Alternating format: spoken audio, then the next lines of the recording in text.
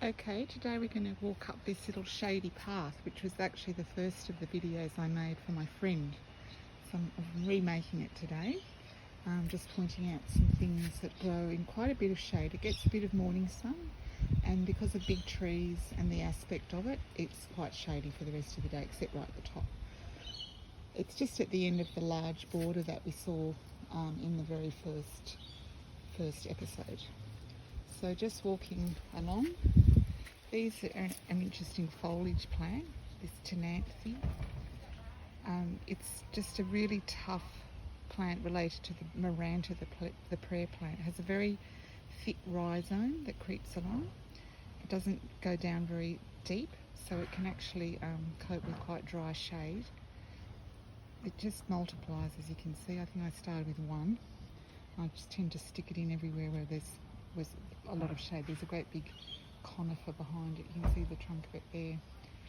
Next to it is a really interesting plectranthus that I only had in recent times, called Plectranthus zuluensis. It's sort of a powdery blue colour. It flowers for much longer than most of them, which usually are only out in autumn. This one flowers through summer and sometimes in spring as well as in autumn. If you just sort of deadhead the spent flowers, it'll keep going for quite a long time. It's about a metre tall, and just sort of chop it back when it goes too far. A little Tradescantia there, a purple-leafed one, relative of a wandering Jew, but it doesn't go as berserk as a wandering Jew, and it's just a really good little plant for dry shade, good colour. There's another dark-leafed one here, which is an irisine, like the red and the yellow and green stripy one, but this one is mainly dark. Sometimes has a red patch. It's quite tall too. It can get up to about, if it wants to, up to 2 metres. This one hasn't been in for very long. It's coping with very dry shade there at the back, because along here are some Sasanqua camellias that are quite well established. It's a fair bit of root competition. Bromeliads are always good in dry shade. This is an Ichmea that's out at the moment, Ichmea fasciata. That flower head stays for ages and ages, months and months. Along the ground here is another plectranthus, a very nice ground cover, very easy to grow. This is Plectranthus nico. Has a nice dark underside to the leaf, and it just wanders around. I cut it right back once it's finished flowering. So the Sasanquas that are along here, there's 3 of them. Setsugeka, which is a single one, lovely white one. It's very free flowering. The lorikeets that we can hear in the background love to come and get the nectar of these Sasanquas. On the other side of the path is more bromeliads, because they do so well. And we'll just keep walking along. Another little wandering Jew relative. This is a little silvery one, another Tradescantia. Sort of a furry leafed sort of one. It has a little purple flower. It's not that significant, but it's sort of quite cute when it's out. It dies right back in winter, but then it comes back in spring. There's a stripy one there, Tradescantia zebrina. As you can see, that really does look like wandering Jew. It does spread, but it's very easy to pull out, and I just love that colour scheme. It's a little white plectranthus, more of a shrubby one there. That's one of the Cape Angels plectranthuses. They only grow to about 60 centimetres. Flowers for a long time. Intermingled amongst that is a peppermint geranium. It's actually a pelargonium. It has a real lovely velvety leaf and a nice peppermint smell to it. Further along in this path, other things that I've got tucked in here are rhizome begonias, which are wonderful for dry shade. So this whole area really is very dry and shady. Polka dot plant, which is Hypoestes. I like that little plant. Sort of sells seeds and pops up everywhere, but it's very easy to pull it out. There's begonias, taller ones, cane begonias mixed in there at the back. Nice one with a white flower. There's one with quite a spotty leaf there. This plant here is a Strobilanthes, sometimes called Persian shield.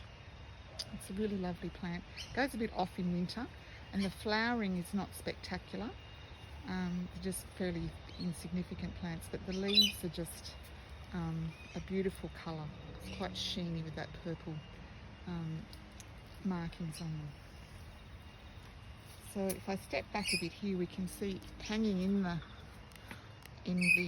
Sasanquas this Spanish moss, which is actually a type of bromeliad, and I got the idea from my sister, who had this draped all along a sort of an archway that she had, a long sort of tunnel, and so I just put it on my plant, my Sasanquas, and it's just taken off.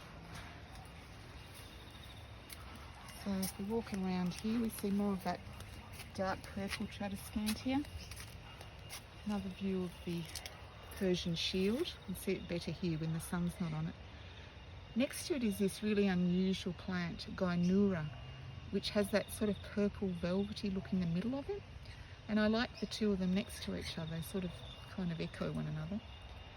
A lot more of that Plectranthus nico there.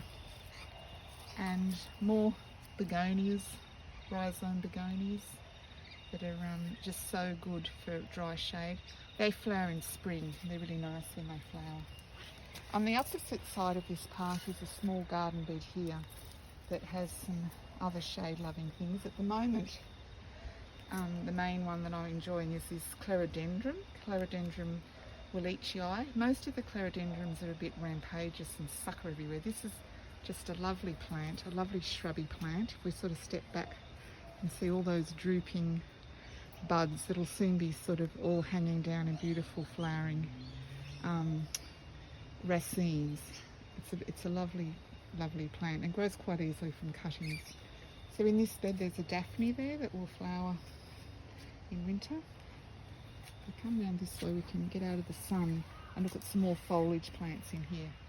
That one is a Brunera, which really they don't grow that well in Sydney. That one seems to be surviving all right. I put it near this Syngonium, sort of a silvery Syngonium, which is sort of rambling through there. They're really good ground cover for dry shade. And there's a great big elephant's ear, Colocasia Black Magic there, which is quite a feature in that little area. Quite a dark mass. More silvery colours here with the Lamium. That's quite a good little plant. You can see lots of the Erigeron seaside daisy. It just came up in my garden. I let it stay because those little daisies are very reminiscent of my childhood garden. I cut it back severely every so often, and it always comes back. As we just come up the path, there's another big mass of dark leaves, another one of these rhizome begonias. And I quite like those dark colours altogether, and mixed in with sort of whites and silvery colours. So that's my shady path. There's lots of things you can grow in dry shade, and Plectranthus and begonias are some of the most useful plants for that sort of application.